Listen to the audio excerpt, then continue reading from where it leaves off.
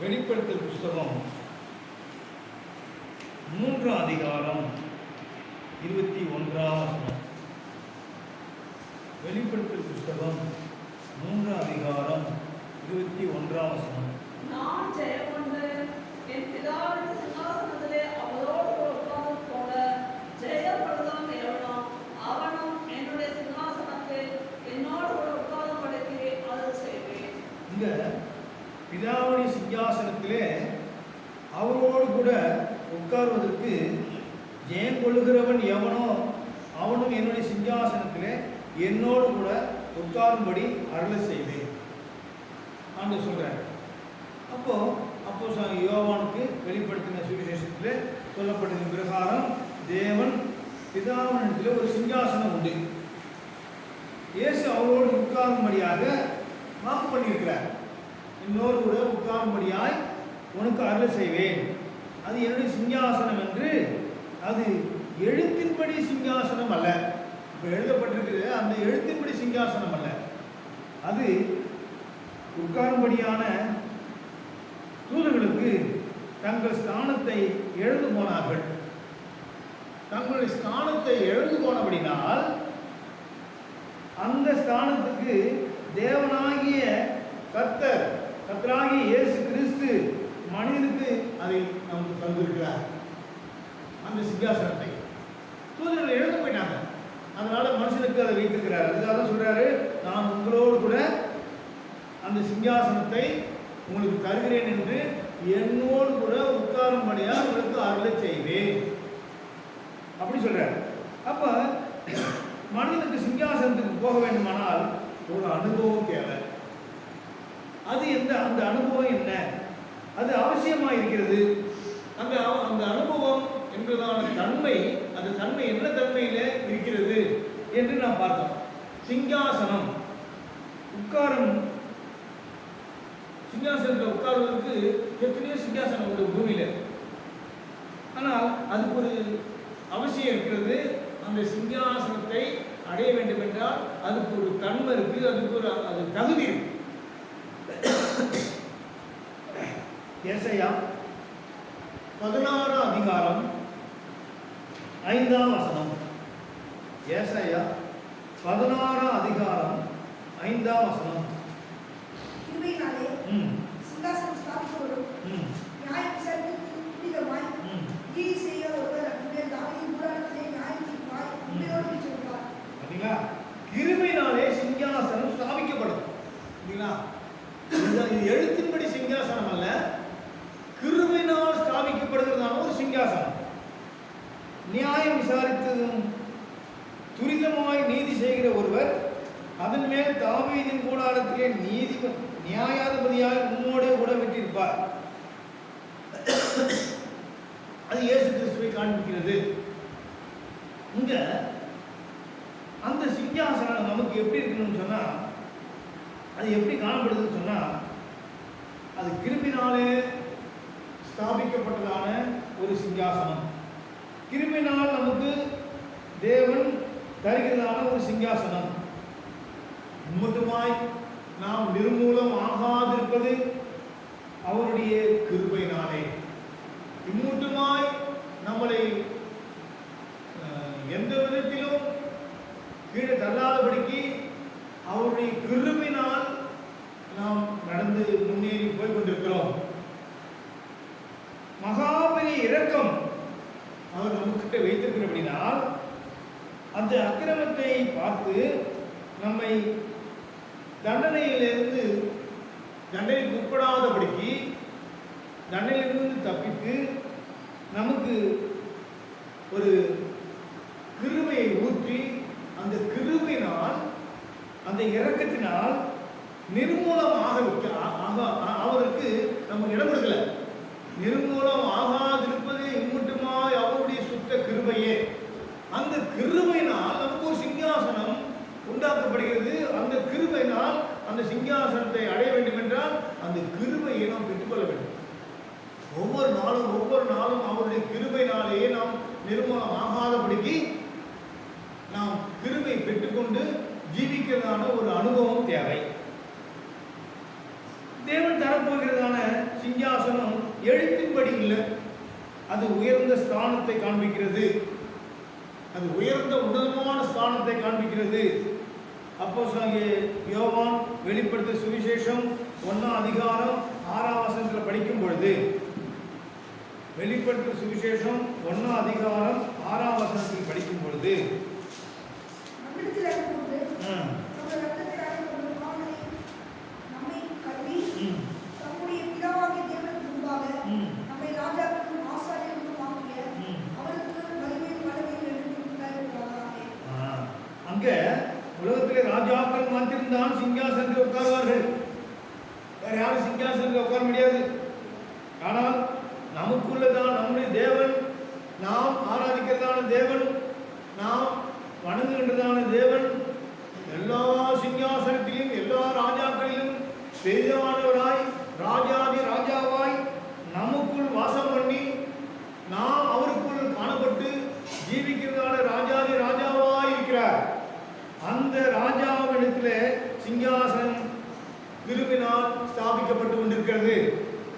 உலகத்தில் எத்தனையோ ராஜாக்கள் இருக்கிறார்கள், அது சிங்காசனத்திலே உட்காரலாம், அந்த ராஜாக்கள் சிங்காசனத்தில் உட்காரலாம். ஆனால் நமது ராஜாவாகிய கர்த்தராகிய இயேசு கிறிஸ்து எல்லாவற்றிலும் ஜெயித்து சிங்காசனத்திலே உட்கார்ந்து இருக்கிறார். எல்லாவற்றையும் ஜெயித்து உலக ராஜாக்கள் உட்கார்ந்து இருக்கிறதான சிங்காசனம் இல்லை, நமக்கு கொடுக்கிறதான சிங்காசனம் அது எழுத்தின்படி அல்ல சிங்காசனம். அந்த சிங்காசனத்தை நாம் பெற்றுக்கொள்ள வேண்டும் என்றால் ஜெயத்தின் மேல் ஜெயம் பெற்று நித்தியத்திலே நாம் அந்த ராஜா, அந்த இயேசு கிறிஸ்துவாகிய அந்த புதிய இயேசுவிலே சீயோனாய் காணப்படுகிறதான அந்த சிங்காசனத்திலே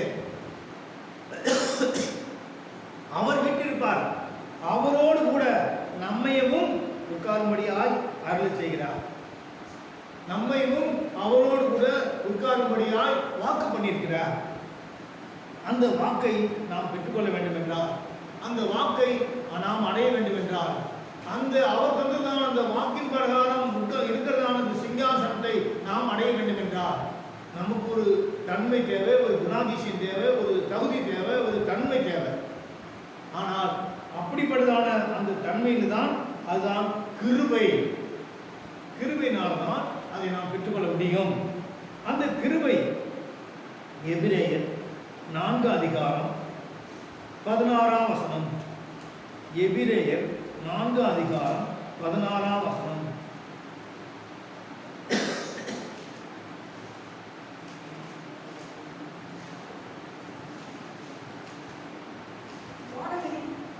வழியை பரலோகத்துக்கு போன தேவகுமாரனாகிய இயேசு மகாபிரதான ஆசாரியர் 4 அதிகாரம் 16ஆம் வசனம்.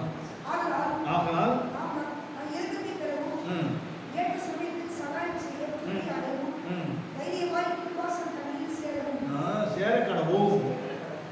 அப்போ தைரியமாய் கிருபாசன தண்டையிலே சேர வேண்டும் என்றால் நமக்குள்ள இரக்கம் வேண்டும். இரக்கத்தை பெறவும் ஏற்ற சமயத்திலே சகாயம் செய்கிறதான கிருபையை அடையவும் தைரியமாய் கிருபாசன தண்டையிலே அடைய கடவோம்.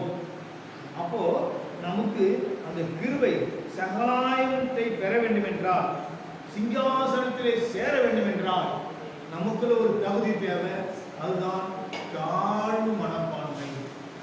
தாழ்த்தி தாழ்த்தி நம்ம ஆண்டவருடைய கருத்துல தாழ்த்தி தாழ்த்தி தாழ்த்தி தாழ்த்தி தாழ்த்தி நம்மை தாழ்த்தி தாழ்த்தி ஒப்பு கொடுப்பதிலேயே நமக்கு தேவன் சகாயத்தையும் கிருபையவும் அந்த சிங்காசனத்தில் அடையக்கூடியதான ஒரு தகுதியவும் நாம் பெற்றுக்கொள்ள முடியும். தாழ்த்தினால் மாத்திரமே.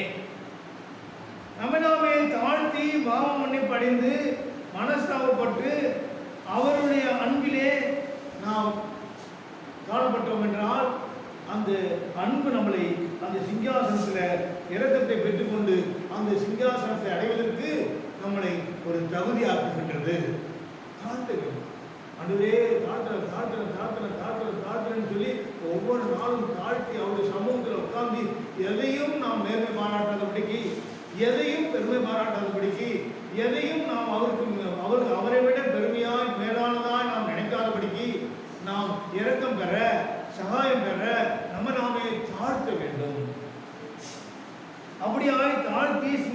சிங்காசனத்திலே தகுதி பெறுவதற்கு இரக்கத்தை பெற்று கிருபையினால் நம்மை ரட்சித்திருக்கிறார். தேவன் இரக்கத்தினால் நம்மளை ஐஸ்வர்யவான் பூர்ணரான ஐஸ்வர்யமாக இருக்கிறார். அவர் இரக்கத்திலே ஐஸ்வர்யவானாக இருக்கிறார். இரக்கத்திலே அவர் பூர்ணராக இருக்கிறார். அந்த தேவன் நமக்கு இறங்கியுள்ளார், நமக்கு இரக்கத்தை தந்துள்ளார். இல்லை என்றால், அந்த இரக்கம் பாராட்டவில்லை என்றால் நாம் எப்போவோ நிர்மூலமாயிருப்போம். நாம் ரட்சிக்கப்பட்ட நாளிலிருந்து நாம் இந்த நாள் வரையிலும் நாம் நிர்மூலமாகாதிருப்பது அவருடைய சுத்த கிருபையே. அந்த சுத்த கிருபையினால்தான் நாம் நிர்மூலமாகாதபடிக்கு நம்மை சிங்காசனத்துக்கென்று நம்மளை தகுதியாக்கி கொண்டிருக்கிறார். அந்த சிங்காசனம் அடைவதற்கு ஒரு பெரிய இரக்கம் தேவை. அந்த இரக்கத்தை தான் நமக்கு தந்து கொண்டே இருக்கிறார். அந்த இரக்கத்தினாலும் கிருபையினாலும் சகாயத்தினாலும் நம்மை மேன்மை பாராட்டாதபடிக்கு நம்ம நாமே தாழ்த்தி அளவரே தாழ்த்தி நம்ம நாமே ஒப்பு கொடுத்து போய்கொண்டே இருந்தோம் என்றால் நம்மை சிங்காசனத்திலே உட்கார்வதற்கு ஒரு தகுதியாக்குவார். அந்த தகுதிதான், அதுதான் கிருபையினால் சிங்காசனம் உண்டாக்கப்படுகின்றது. அந்த கிருபையை பெற்றுக்கொள்வதற்கு நம்ம நாமே தாழ்த்துகின்றதான, நம்மை தாழ்த்தி ஜீவிக்கிறதான ஒரு ஜீவிதம் தேவை. நாம் செய்த நீதியின் கிரியைக்காக நமக்கு இறக்கம் பாராட்டல. நாம் செய்த நீதியின் கிரியைக்காக நமக்கு தேவன் இறக்கம் பாராட்டல. அவருடைய கிருபையினால் இரக்கத்தை பாராட்டுகின்றார். அவருடைய கிருபையினால் நமக்கு இரக்கத்தை தந்து ரட்சித்து மீட்டு இப்பொழுது இதை கேட்டுக்கொண்டிருக்கிறதான நம்மளுடைய ஜீவிதத்தில் நாம் இதை கேட்கிறதான நேரத்தில் கூட அவர் சிங்காசனத்தை கொண்டு அவர் வரலாம். சிங்காசனத்தை பெற்றுக்கொள்ளும்படியாக நம்மளுக்கு அவர் வரக்கூடியதான நேரம் அவர் வரலாம். எந்த நேரத்தில் வருவார் நம்ம சிங்காசனத்தை கொண்டு போறதுக்கு. ஆனால் அப்படிப்பட்டதான அந்த தேவன் நமக்கு நம்மேல் இறக்க வைத்து அந்த சிங்காசனத்தை தயவாய் பூர்ண உள்ள இரக்கத்தில் பூர்ண உள்ள தேவன், தயவில் பூர்ண உள்ள தேவன் நமக்கு தயவு காட்டுகின்றார்.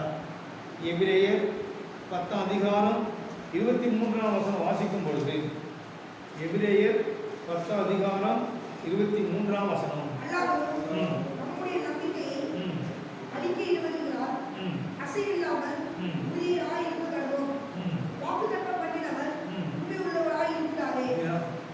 அவர் வாக்குத்தத்தம் பண்ணியிருக்கிறார்.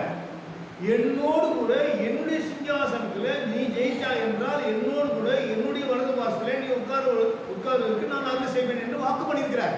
அந்த வாக்குத்தத்தம் பண்ணினவர் உண்மை உள்ளவர். அவர் நம்மை நம்பிக்கையை அறிக்கையிடுகிறதினால் அசைவில்லாமல் உறுதியாய் இருக்க கடவோம். அசையக்கூடாது. இடது பக்கம் வலது பக்கம் அசையக்கூடாது. உறுதியாய் பற்றிக் கொண்டிருக்க வேண்டும்.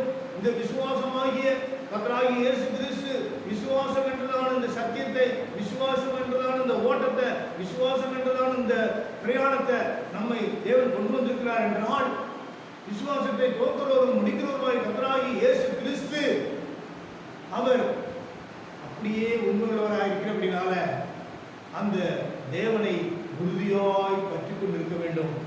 நாம் உறுதியாய் பற்றி கொண்டு அறிக்கையிடுகிறதிலே நம்பிக்கையோடு அறிக்கையிட வேண்டும். நம்பிக்கையோடு ஐயா தாழ்த்துறானவரே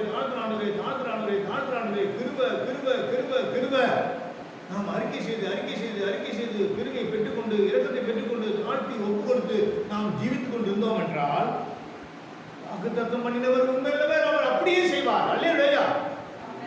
அப்படிப்பட்டதான அந்த ஜீவிதத்தில் ஜீவித்தோம் என்றால், அந்த ஜீவிதம் நமக்குள்ள காணப்பட்டது என்றால் நம்ம நாமே சிங்காசனம் அடைவது நிச்சயமே. எபிரேயர் 4 அதிகாரம் 14ஆம் வசனம். எபிரேயர் மானவரின் வழியாய் பரலோகத்துக்கு போன தேவகுமாரனாகிய இயேசு என்னும் மகா பிரதான ஆசாரியர் இருக்கிறபடினாலே நாம் பண்ணின அறிக்கையை உறுதியாய் பற்றிக் கொண்டிருக்க கடவோம். இல்லைங்களா? அறிக்கை கடைசி வரைக்கும் இருக்கணும். அறிக்கை செய்தோம் என்றால் கடைசி வரைக்கும் காணப்படணும். எப்படி?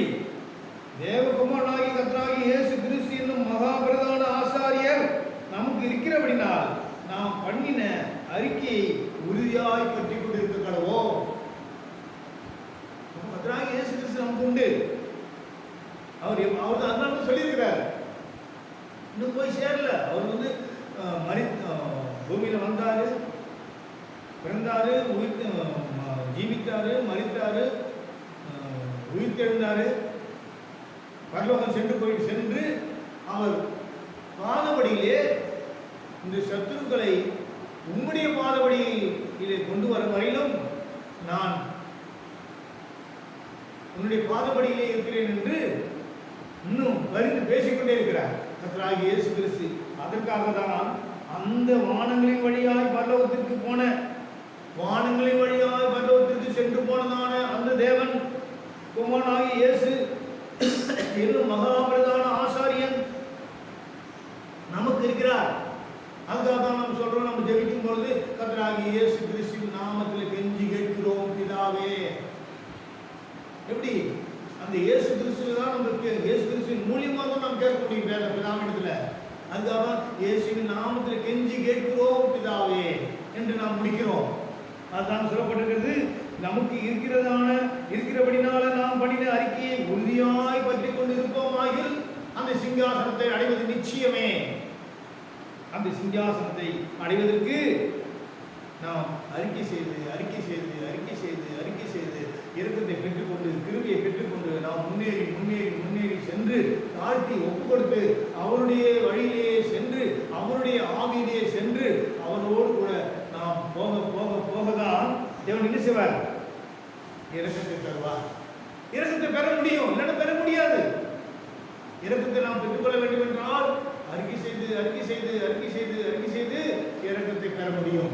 இல்லை என்றால் நாம் இரக்கத்தை பெற்றுக்கொள்ள முடியாது. நமக்காகவே உதவி செய்கிறதான சகாயர் கர்த்தராகிய இயேசு கிறிஸ்து, கிருபையை ஊற்றுகின்றவர் இயேசு கிறிஸ்து, இரக்கத்தை தருகிறவர் இயேசு கிறிஸ்து, நம்மளை மன்னித்து மறந்து நம்மளுக்கு இரக்கம் பாராட்டுகிறவர் இயேசு கிறிஸ்து.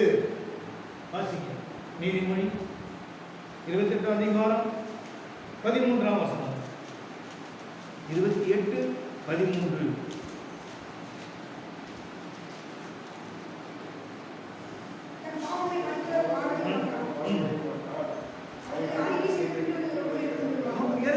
கடைசி வரைக்கும் சாகும் வரையிலும், அவங்களை எடுத்துக்கொள்ளும் வரையிலும், சிங்காசனம் போய் அடையும் வரையிலும் நாம் அறிக்கை செய்து கொண்டே அறிக்கை செய்ய நாம் இரக்கத்தை பெற்றுக்கொள்ள முடியும். இரக்கத்தின் தேவன் இரக்கமுள்ளவராக இருக்கிறார். கர்த்தராகிய இயேசு கிறிஸ்து இரக்கமுள்ளவராக இருக்கிறார். இரக்கத்தை பெற்றுக்கொள்ளுங்கள் என்று நாம் வேதம் அங்கங்கே உணர்த்துகின்றது. இரக்கத்தை பெற்றுக்கொள்ளுங்கள். இரக்கம் தான். அதுக்கு தேவனின் இரக்கம் மாத்திரமே.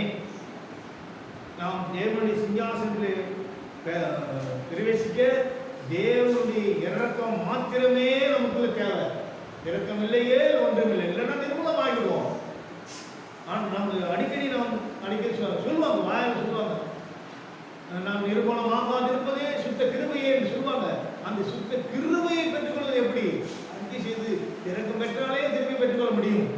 இரக்கம் தான் நமக்கு தேவை.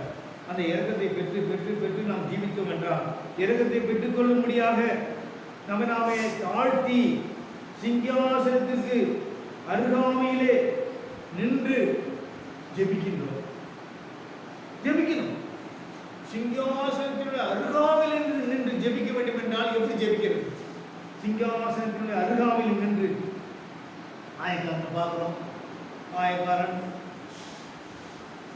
இரக்கத்தை பெற்றுக்கொள்கிறான். நான் பாவியாகிய என்னை இரக்கத்தை தாரும் என்று அவன் கேட்கிறான். ஆனால் என்று அவன் ஜெபிக்கிறான், பாவி என்று அவன் அறிக்கை செய்கிறான், விட்டு விடுறான், இரக்கத்தை பெற்றுக்கொள்ள முடியும்.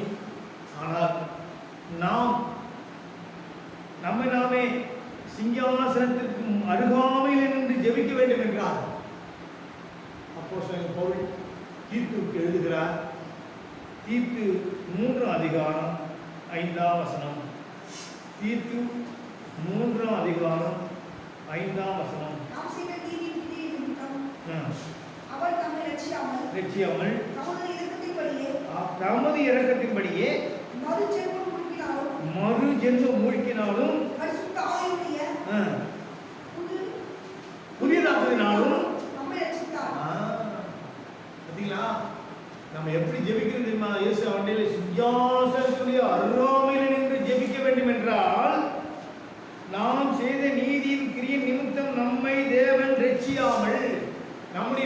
கிருபையினாலே நாம் நீதி செய்த காரியத்தினாலே நம்மளை ரட்சிக்காமல் தமது இரக்கத்தின்படியே ஆண்டவர் தந்ததான இரக்கத்தின்படியே மறுஜென்ம மூழ்கினாலும் என்ன ஞானஸ்நானத்தினாலும் பரிசுத்த ஆவியை புதியதாக்குதலினாலும் நம்மை ரட்சிக்கிறார். தமது கிருபையினாலே நாம் நீதிமானாக்கப்பட்டு நித்திய ஜீவன் உண்டாகும் என்கிற நம்பிக்கையின்படி சுதந்திரராக தக்கதாக அவர் நம்மை இரட்சகராய் இயேசு கிறிஸ்து மூலமாய் அந்த பரிசுத்த ஆவியை நம்மேல் சம்பூர்ணமாய் பொழிந்தருளினார் என்று வாசிக்கிறோம். இதிலிருந்து நாம் தெரிந்து கொள்வது என்னென்றால், சிங்காசனத்திற்கு அருகாமையில் இருந்து நாம் ஜெபிக்க வேண்டும் என்றால் பரிசுத்த ஆவியின் அபிஷேகம் அவசியமே. பரிசுத்த ஆவியின் அபிஷேகம் இல்லை என்றால் இரக்கம் கிடையாது. நிர்மூலம் ஆகாதற்கு சுத்த கிருபையாக இருக்கிறதால் அந்த கிருபை பெற்றுக்கொள்ள முடியாது, இரக்கத்தை பெற்றுக்கொள்ள முடியாது. நாம் சிங்காசனத்தினுடைய அருகாமையில் நின்று நாம் ஜெபிக்கவும் முடியாது. அப்ப சிங்காசனத்தினுடைய அருகாமையில் நின்று ஜெபிக்கும் பொழுதுதான் நாம் ஆவியினுடைய புதிதாக்குதல் நமக்கு உண்டாகிறது. நம்மை ரட்சிக்கிறார். புதிதாக்குதலினால பரிசுத்த ஆவியின் அபிஷேகத்தினால நம்மளை புதிதாக்கி ரட்சித்து நம்மை மீட்டு நம்மை இரக்கத்தை தந்து நம்மளை சுத்திகரித்து கழுவி நம்மை அவருடைய கிருபையினாலும் நீதிமானாக்கப்பட்டு நித்திய ஜீவனுக்கு நம்மை தகுதியாக்குகின்றார். அப்ப நித்திய ஜீவனுக்கு நம்ம தகுதியாக்க வேண்டும் என்றால், நீதிமானாக்கப்பட வேண்டும் என்றால் அவருடைய சுத்த கிருபை தேவை. கிருபை சில பேர் சொல்லுவோம், என்ன கிருபை இல்லாத வார்த்தையை பேசுறீங்க, கிருபை புரிஞ்சதான வார்த்தையாக பேசுங்கள், கிருபை இல்லாத வார்த்தையை பேசுகிறீர்களே என்று சிலர் சொல்வார்கள். பெரியவர்கள் எங்களை எல்லாம் திட்டிருக்காங்க. கிருபை இல்லாத வார்த்தையை பேசுகிறேன்னு கேட்பாங்க. அப்படியா? தேவனுடைய கிருபையினால் நாம் ஸ்தாபிக்கப்பட வேண்டும். தேவனுடைய கிருபையினால் நாம் இரக்கம் என்றதான, பரிசுத்தம் என்றதான, நீதி என்றதான அந்த இதை கட்டி எழுப்ப வேண்டும். அப்படி எழுப்பினோம் என்றால் நாமே தேவனுடைய கருத்தில் ஒப்பு கொடுத்து அந்த இரக்கத்தை பெற்றுக்கொண்டு நாம் ஜீவித்தோம் என்றால் நாமே தேவன் நமக்காகவே வைத்திருக்கிறதான அந்த சிங்காசனத்தை நாம் அடைய முடியும். அந்த ஞானஸ்தானம் பெற்ற பின்பு, ரட்சிக்கப்பட்ட பின்பு, ஞானஸ்தானம் பெற்று பரிசுத்தாவின் அபிஷேகத்தை பெற்று நாம் பரிசுத்தாவின் அபிஷேகத்தை பெற்ற பிறகு நமக்கு ஒரு ஐக்கியம் தேவை. அந்த ஐக்கியம் இல்லையே ஒன்றும் இல்லை. பெரிய பேர் ஐக்கியம் இல்லாமல் கிருபையை இழந்து, இரக்கத்தை இழந்து, சிங்காசனத்தை இழந்து நிர்மூலமாகி உலகத்தில் பரிதவிக்கிறதான ஒரு நிலவரத்துக்குள்ள ஆகிறார்கள். அந்த நிலவரம் நமக்குள்ள ஆகாதபடிக்கு எரேமியா 6:16 வாசிக்கும் பொழுது ஒரு ஐக்கியம் எப்படிப்பட்டதான ஐக்கியம் தேவை என்பதை நாம் யோசித்து பார்க்க வேண்டும். எரேமியா 6:16 வழிகளிலே நின்று பூர்வ பாதை எவை என்று கேட்டு விசாரித்து நல்ல வழி எங்கே என்று கேட்டு அதிலே நடங்கள். ஆத்மாவுக்கு இளைப்பாறுதல் கிடைக்கும். அப்ப அந்த வழி என்ன? அதுதான் பூர்வ பாதை, பூர்வ வழி. அந்த பூர்வ பாதைக்கு வர வேண்டும். பூர்வ பாதைக்கு வர வேண்டும் என்றால் ஒரு சரியான ஒரு ஐக்கியம் இல்லாமல் நாம் வர முடியாது. அதுக்காக ஆண்டவர் சொன்னார், 2 சீஷர்களாக அனுப்பிவிட்டார். ஒருத்தவங்க எங்கேயுமே ஒருத்தவங்களா போகவில்லை. 2 சீஷர்களாக போங்கள், புறப்பட்டு போங்கள் என்று 2 பேராக ஐக்கியப்படுத்தி இருமனம் ஒரு மனமாக்கி அனுப்பிவிட்டார். அந்த சரியான ஐக்கியத்துக்குள்ள நாம் போகும்பொழுது அதை சுதந்திரிக்க முடியும். அந்த சிங்காசனத்தை சுதந்திரிக்க வேண்டும் என்றால் நமக்குள்ள ஒரு ஐக்கியம் தேவை. அந்த ஐக்கியத்திற்கு பூர்வ பாதை எவை என்று கேட்டு அறிந்து பெற்றுக்கொள்ள வேண்டும். அந்த பூர்வ பாதைக்குள்ள வர வேண்டும். அந்த பூர்வ பாதை எது, எவை என்று பார்த்து அதில் நடக்கும்படியாக நமக்கு ஒரு பாதையை வைத்திருக்கிறார். அந்த பாதை என்ன அப்படின்னு கேட்டா, அதுதான் அப்போஸ்தலர் நடவடிக்கை 2ஆம் அதிகாரம் 42ஆம் வசனம். அப்போஸ்தலர் நடவடிக்கை 2:42. அவர்கள் அப்போஸ்தலருடைய உபதேசத்திலும் அந்யோன்யத்திலும் அப்பம் பிட்களிலும் ஜெபம் பண்ணுவதிலும் உறுதியாக தெரிந்திருந்தார்கள். சிங்காசனத்தை சுதந்திரிக்கத்தக்கதான அப்போஸ்தலருடைய ஐக்கியம் நமக்கு அவசியம். அந்த அப்போஸ்தலருடைய ஐக்கியம் நமக்குள்ள இருந்தது என்றால் சிங்காசனத்தை நாம் பெற்றுக்கொள்ள முடியும். எப்படி பெற்றுக்கொள்ள முடியும்? எரேமியா 3ஆம் அதிகாரம், எரேமியா 3ஆம் அதிகாரம் 17ஆம் வசனம். எரேமியா 3:17. அக்காலத்திலே எருசலேமில் கர்த்தருடைய சிங்காசனம் என்பார்கள். சகல ஜாதியாரும் எருசலேமில் விலகி கர்த்தருடைய நாமத்தின் நிமித்தம் அதிலிடத்தில் சேருவார்கள். அவர்கள் இனி தங்கள் பொல்லாத இதயத்தின் இச்சைகளின்படி நடவார்கள். அங்க அந்த எருசலேம், இப்ப எழுத்தின்படி உள்ள எருசலேம் இருக்கு இல்லையா? எழுத்தின்படி உள்ளதான எருசலேம் இருக்கு. அது தேவ சிங்காசனத்தின் சபை என்று சொல்லப்படுகிறது. எருசலேம் தேவ சிங்காசனத்தின் சபை. அது ஒரு ஐக்கியமாய் காணப்பட வேண்டும் என்றால் அது சபையை காண்பிக்கிறது. அந்த ஐக்கியம் சபையை காண்பிக்கிறது. அப்போஸ்தலர் சபையை காண்பிக்கிறது. எழுத்தின்படி எருசலேமுக்கு போகிறார்கள். எழுத்தின்படி எருசலேமுக்கு போகிறார்கள். எனக்கு தெரிஞ்சு ரிட்டர்ன் ஆகி வந்த பென்சில் பானத்தெல்லாம் எடுத்துகிட்டு போய் நாம் போய் எருசலேமில் போய் எவ்வளோ பேர் செலவழித்துட்டு வந்து நான் எருசலேமை பார்த்துட்டேன், இறந்து போனால் போதும்னு சொல்லி இறந்து போனவங்களும் உண்டு. ஆனால் அந்த எருசலேமுக்கு போய் அந்த சபையை பார்த்துக்கிட்டு செலவழித்து அதை பார்த்துக்கிட்டு வந்தால் சிங்காசனம் கிடைக்குமா? ஒரு காலம் கிடைக்காது. அப்ப அந்த சிங்காசனம் அடைய முடியாது. எருசலேம் என்பது அது பரம எருசலேம் என்று அழைக்கப்படுகிறது. அந்த பரம எருசலேம் தான் நாம் சென்றடையக்கூடியதான ஒரு சிங்காசனம். கலாத்தியர் 4ஆம் அதிகாரம், கலாத்தியர் 4ஆம் அதிகாரம் 26ஆம் வசனம். கலாத்தியர் 4. மேலான எருசலேமோ சுயாதீனம் உள்ளவள், அவளே நம் எல்லாருக்கும் தாயானவள். மேலான எருசலேமோ சுயாதீனம் உள்ளவள், அவளோ நாம் எல்லோருக்கும் தாயானவள். எதை காண்பிக்கிறது? அது அந்த கலாத்தியரில் சொல்லப்பட்டதான அந்த பரம எருசலேம், அதுவே பரம எருசலேம் என்று அழைக்கப்படுகிறது. இது எருசலேமை குறித்து படிக்கிறோம். ஆனால் எல்லோரும் ஓடி வருவார்கள் எருசலேமுக்கு. எருசலேம் என்றால் சபை ஐக்கியம் தேவை. அதுக்கு ஓடி வருவார்கள். அந்த சபை என்ன அப்படி பார்க்கும்போது உங்களையும் என்னையும் தேவன் புதிய எருசலேமுக்கென்று அழைத்திருக்கின்றார். அப்போ உங்களையும் என்னையும் புதிய எருசலேமுக்கென்று அழைத்திருக்கிறதான அந்த சிங்காசனத்திற்கு போக இப்பூமியிலே சிங்காசனத்தினுடைய அனுபவம் நமக்கு தேவை. அந்த சிங்காசனத்தினுடைய அனுபவத்திற்காக தான் இங்கே எழுத்தின் பிரகாரம் பரம எருசலேம் அந்த எருசலேமுக்கு ஓடி வருவார்கள் என்று பல விதத்தில் எருசலேமை பற்றி படிக்கிறோம். ஆனால் அந்த பூமியிலே சிங்காசன அனுபவம் நமக்கு எப்படிப்பட்டதான அனுபவம் தேவை? சங்கீதக்காரன் சொல்கிறார். 97ஆம் சங்கீதம் 97ஆம் சங்கீதம் 2ஆம் வசனம். 97ஆம் சங்கீதம் 2ஆம் வசனம். 97ஆம் சங்கீதம் 2ஆம் வசனம். மேகமும் மந்தாரமும் அவளை சூழ்ந்திருக்கிறது. நீதியும் நியாயமும் அவருடைய சிங்காசனத்தின் ஆதாரம். மேகமும் மந்தாரமும் அவரை சூழ்ந்திருக்கிறது. நீதியும் நியாயமும் அவருடைய சிங்காசனத்தின் ஆதாரம். நீதி நியாயம் சிங்காசனத்தினுடைய ஆதாரமாக இருக்கிறது. அது என்னது? அதுதான் நீதி நியாயம் அவருடைய குணாதிசயமாய் உள்ளது.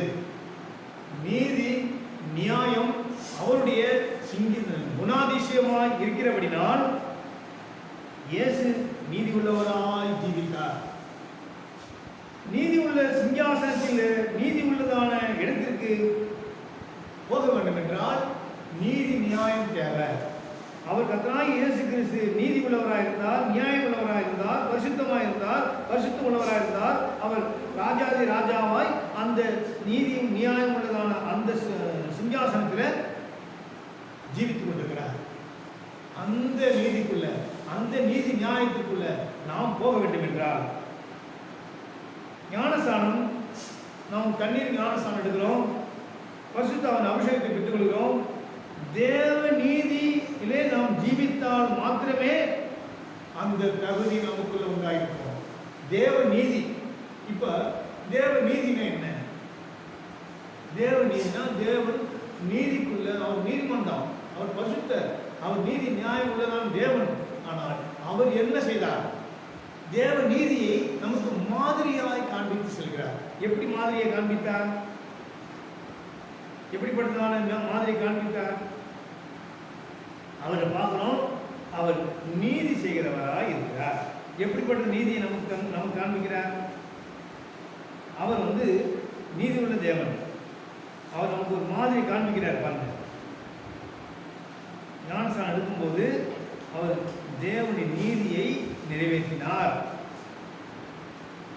தேவனுடைய நீதியை அவர் நிறைவேற்றார். அவர் நீதிமான் தான். இருந்தாலும் அவர் என்ன செய்றாரு? அவர் நீதியை நிறைவேற்றும்படியாய் கேட்கிறார். இதோ தண்ணீர் இருக்கிறது, ஞானஸ்நானம் கொடுப்பதற்கு என்ன தடை என்று அவர் கேட்கிறார்.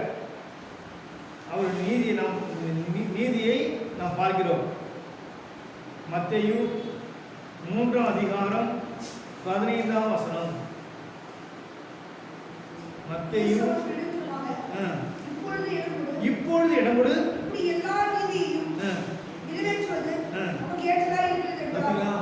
அவர் நீதியை நிறைவேற்றுவதற்கு மாதிரி உள்ள தேவனாய், சிங்காசனத்தை அடைவதற்கு மாதிரி உள்ள தேவனாய், அவர் குணாதிசயத்திலே ஒரு குணாதிசயமாய், அது தகுதியாய், அவர் நீதியுள்ள தேவன். அவர் தேவ நீதியை நமக்கு மாதிரியை காண்பித்து சென்றிருக்கிறார். அந்த மாதிரியிலே இன்னொரு வசனங்களை வாசிக்கலாம். ரோமர் 1ஆம் அதிகாரம் 17ஆம் வசனம். ரோமர் 1ஆம் அதிகாரம் 17ஆம் வசனம்.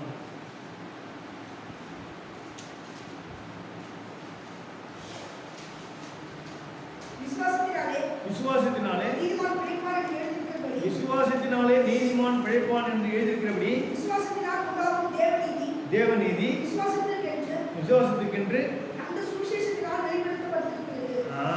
பாத்தீங்களா, அது சுவிசேஷத்தினால் வெளிப்படுத்தப்படுகிறது. அதான் சொல்லப்பட்டிருக்கிறது, விசுவாசத்தினால் நீதிமான் பிழைப்பான் என்று எழுதியிருக்கிறபடினால் விசுவாசத்தினால் உண்டாகும் தேவ நீதி விசுவாசத்திற்கென்று அந்த சுவிசேஷத்தினாலே வெளிப்படுத்தப்படுகிறது. அவர் குணாதிசயம், இயேசுவுடைய குணாதிசயம் நமக்குள்ள காணப்பட வேண்டும். அந்த குணாதிசயம் நமக்குள்ள இருந்தால் மாத்திரமே நாம் நீதி நியாயத்திலே நாம் காணப்பட முடியும். நீதி நியாயம் உள்ளவர்களாய் நாம் ஜீவிக்க முடியும்.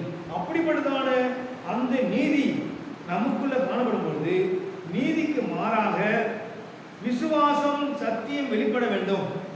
விசுவாசமாகிய சத்தியம் வெளிப்பட வேண்டும் பொழுது விசுவாசத்தினால் நீதிமான் பிழைப்பான் என்ற அந்த வாக்குத்தத்தம், அந்த வசனம் நம்மிலே ஒரு மாதிரியாக இருக்க வேண்டும். அதோடு மட்டுமல்ல, அங்க விசுவாசத்தினாலே விசுவாசம் உண்டு. விசுவாசத்தினாலே ஒரு சில காரியங்கள் நமக்கு விசுவாசம் விசுவாசம் விசுவாசம் விசுவாசம் என்று விசுவாசத்தை ஜீவித்துக் கொண்டிருக்கிறோம். Right, okay. ஆனால் விசுவாசம் விடுதலை பெற வேண்டும் என்றால், நமக்கு ஒரு காரியத்தில் விடுதலை பெற வேண்டும் என்றால் நமக்கு ஒரு விசுவாசம். இயேசு விசுவாச வார்த்தையை கண்டு சுகத்தை தந்தார். இயேசு விசுவாச வார்த்தையை கண்டு சுகத்தை தந்தார். 12 வருஷம் பெரும்பாடு உள்ளதான ஸ்திரீயை நாம் பார்க்கிறோம். உன் விசுவாசம் உன்னை ரட்சித்தது என்று நீ படுக்கை எடுத்து என்று நடந்திருக்க. அப்ப கானானுடைய ஸ்திரீயை நாம் பார்க்கிறோம். விசுவாசத்திலும் பெரியது என்ன? வியாதி வரும்பொழுது தெய்வீக விசுவாசம் தேவை. எப்படி? ஆனால் மருந்தைவே நாம் நினைத்துக் கொண்டு கூடாது. மருந்தைவே நினைத்துக் கொண்டிருந்தோம் என்றால் விசுவாசத்தில் நமக்கு கம்மின்னு அர்த்தம். விசுவாசத்துல ஆண்டவர் பார்த்துக் கொள்வார், ஆண்டவர் செய்வார், ஆண்டவர் நடத்துவார், ஆண்டவர் செய்வார், ஆண்டவர் இதை சுகப்படுத்துவார், இந்த வியாதியிலிருந்து நமக்கு விடுதலை தருவார் என்றதான விசுவாசம் நமக்குள்ள காணப்பட வேண்டும். அந்த விசுவாசம் அப்பொழுது பவுல் நல்ல போராட்டத்தை போராடி விசுவாசத்தை காத்துக் கொண்டான். எப்படி நம்ம நினைக்கலாம், எப்படி விசுவாசத்தை காத்துக் கொண்டானே? ஆனால் எரேமியாவில் வாசிக்கிறோம். எரேமியா புஸ்தகம், எரேமியாவில் ஔஷதங்களை கூட்டுவது விருதா. வாசிங்க. எரேமியா 46 அதிகாரம் 11 வசனம். எகிப்து குமார்த்தி ஆகிய கன்னிகையே,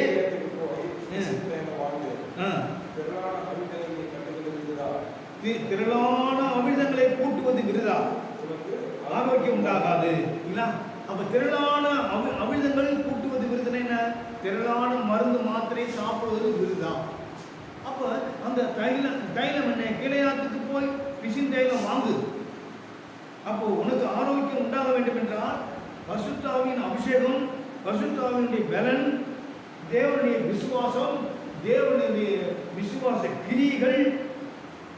அப்போ நம்மில் அவரோடு அந்த விசுவாசத்தில் நல்ல போராட்டம் போராடுகிறதான அந்த கிரியைகள் நமக்குள்ள காணப்படும் பொழுது நாம் தேவனத்தில் போராடி போராடி போராடி விசுவாசத்தை ஓட்டத்தை முடித்தபடி நாம் சிங்காசனத்தை பெற வேண்டும்.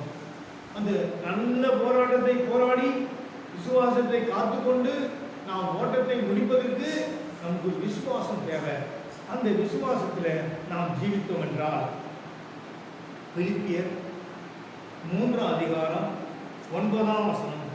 பிலிப்பியர் 3 அதிகாரம் 9 வசனம்.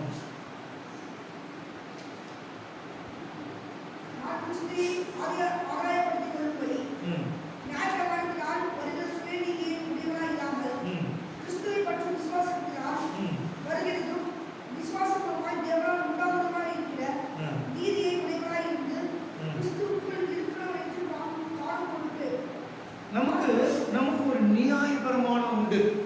அந்த நியாய பிரமாணத்தின்படி இவ்விதமான சிங்காசனத்தை பெற்றுக்கொள்ள அவசியமாயிருக்கிறது. இதுதான் கர்த்தராகிய இயேசு கிறிஸ்துவின் தேவனுடைய சுபாவமாக இருக்கிறது. இந்த சுபாவம் நமக்குள்ள தேவை.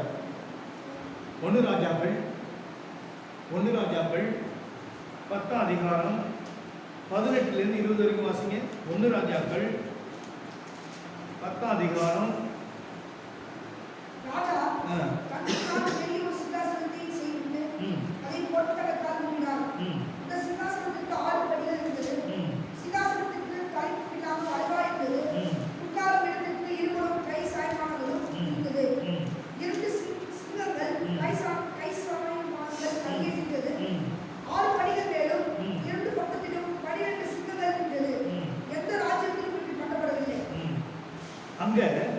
அங்க ராஜா பார்க்கிறோம் எப்படிப்பட்ட அங்க ஆண்டதாக நாம் பார்க்கிறோம்.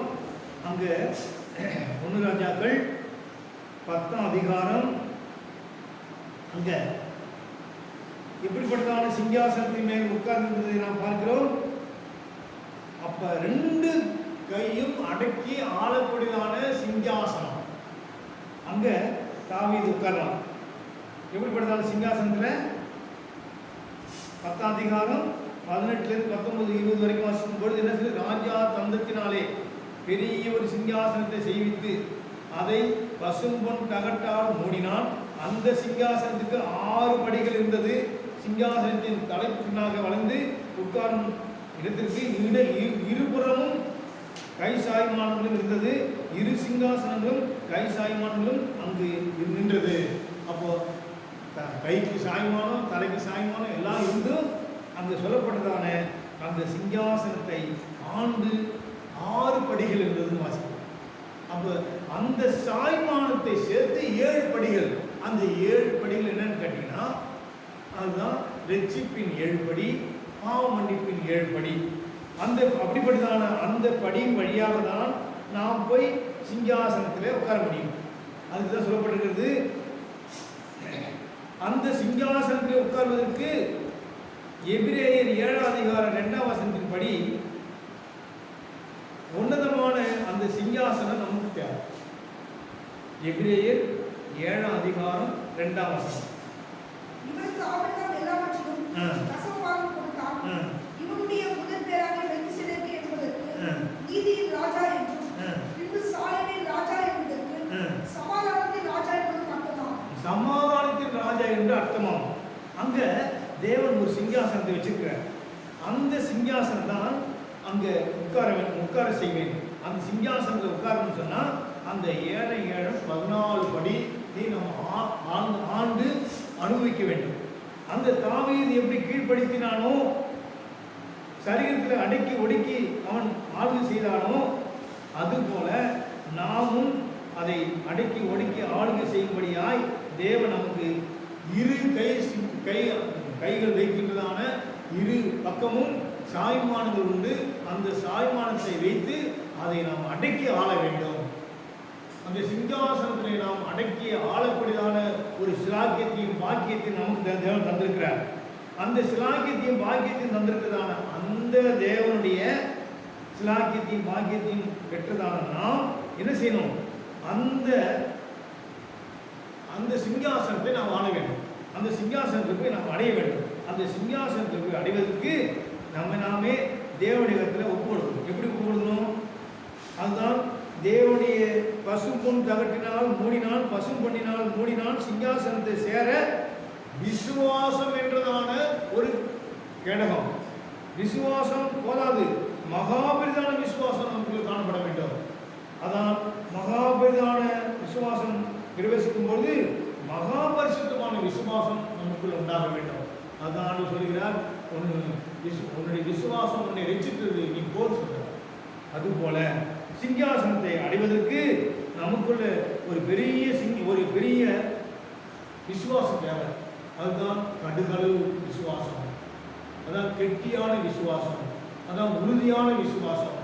அதான் நீதிமான் அந்த கெட்டியான விசுவாசம், உறுதியான விசுவாசம், மகாபரிதான விசுவாசம் நமக்குள்ள காணப்படும் பொழுது, அந்த விசுவாசம் நமக்குள்ள இருக்கும் பொழுது அந்த சிங்காசனத்தை நாம் அடைய முடியும். நாம் சீயோன் எருசலேமுக்காக அழைக்கப்பட்டதான நாம் அழைக்கப்பட்ட அந்த ஸ்தலத்திற்குள் போக வேண்டுமானால் மகா பரிசுத்தமான விசுவாசம், மகாபரிதான விசுவாசம், பெரிதான விசுவாசம், அந்த கடுகள விசுவாசம், உறுதியான விசுவாசம் நமக்குள்ள இருந்து அந்த விசுவாசத்தை நாம் ஆளுகை செய்ய வேண்டும்.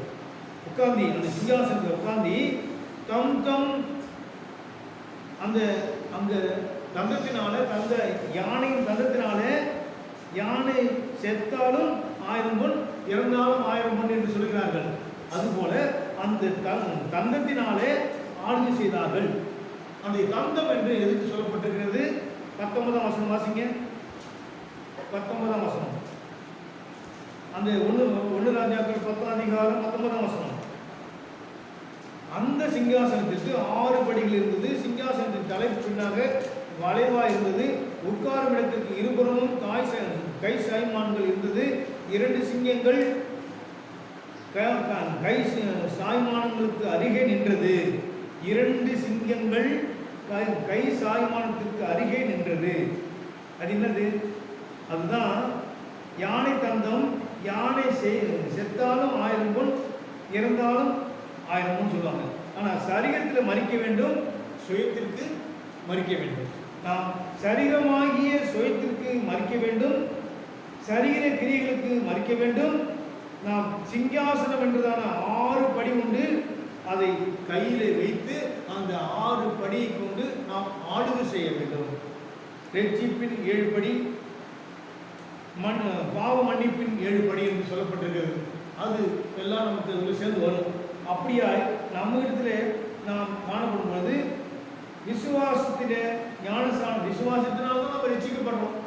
அந்த ரட்சிப்பின் 7 படியை கொண்டு ஞானஸ்தானம், பரிசுத்தாவின் அபிஷேகம், தெய்வீக சுகம், பாடுகள், வேறுபாட்டு ஜீவிதம் அப்படின்னு 7 விதமான காரியங்கள் உண்டு.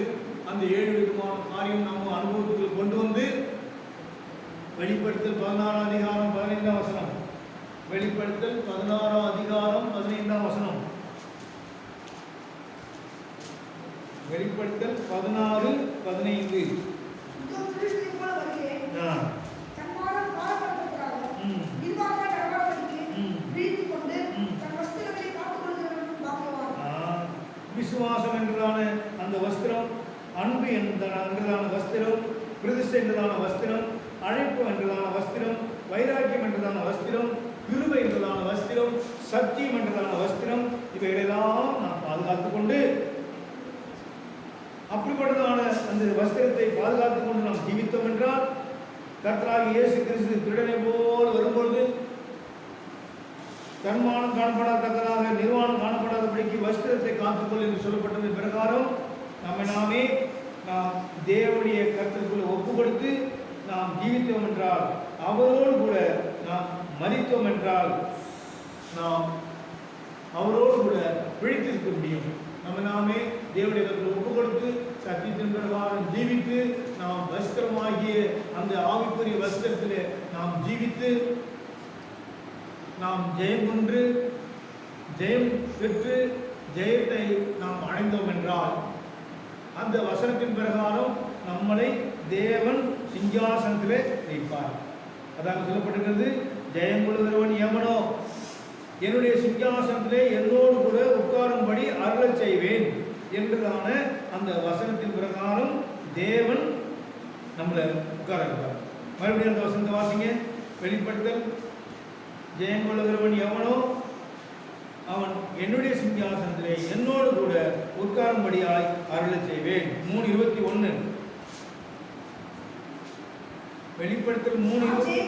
நான் ஜெயம் கொண்டு என் பிதாவுடைய சிங்காசனத்திலே அவரோடு கூட உட்கார்ந்தது போல ஜெயம் கொள்கிறவன் எவனோ என்னுடைய சிங்காசனத்தில் என்னோடு கூட உட்காரும்படி அருள் செய்வேன். அப்போ நாம் காலையிலோ நடிகரவோ கோழிப்போ வேலையிலோ விடியற் காலங்களோ நினையான நேரத்தில் தேவன் திருடனை போல் வருவார். அவர் வரும்பொழுது நாம் எடுத்துக்கொள்ளப்பட வேண்டும் என்றால், சிங்காசனத்தை அடைவதற்கு, நித்திய ஜீவனை அடைவதற்கு நாம் எடுத்துக்கொள்ளப்பட வேண்டும் என்றால், நாம் வஸ்திரங்களாகிய விசுவாசம், பிரதிஷ்டை, அன்பு, இப்படிப்பட்டதான விசுவாசத்தை நாம் ஜீவித்து அந்த வஸ்திரத்தை பாதுகாத்துக் கொண்டு நாம் நாமே ஆயத்தப்பட வேண்டும். நாமே ஆயத்தப்படுவதற்கு தேவன் நமக்குள்ளே கிரியை செய்து விசுவாசம், அன்பு, பிரதிஷ்டை, அழைப்பு, வைராக்கியம், கிருபை, சத்தியம் இவை அனைத்தும் நமக்கு வஸ்திரமாய் கொடுக்கப்பட்டிருக்கிறது. சத்தியத்தின் பிரகாரம் கிருபையை பெற்றுக்கொண்டு வைராக்கியத்திலே ஜீவித்து அழைப்பையும் தெரிந்து கொள்வதையும் நாம் உறுதிப்படுத்திக் கொண்டு பிரதிஷ்டையிலே ஜீவித்து அன்பு விசுவாசத்திலே நாம் ஜீவித்து நாம் ஜெயம் பெற வேண்டும். ஜெயம் பெற்றவர்கள் யாரோ அவர்தான் சிங்காசனத்திலே நாம் போய் சேர முடியும். அவரோடு கூட உட்காரும்படியாய் அருளச் செய்வார். நாமே தேவனிடத்தில் ஒப்பு கொடுப்போம். தேவன் தாமே கிருபை நடத்துவார்.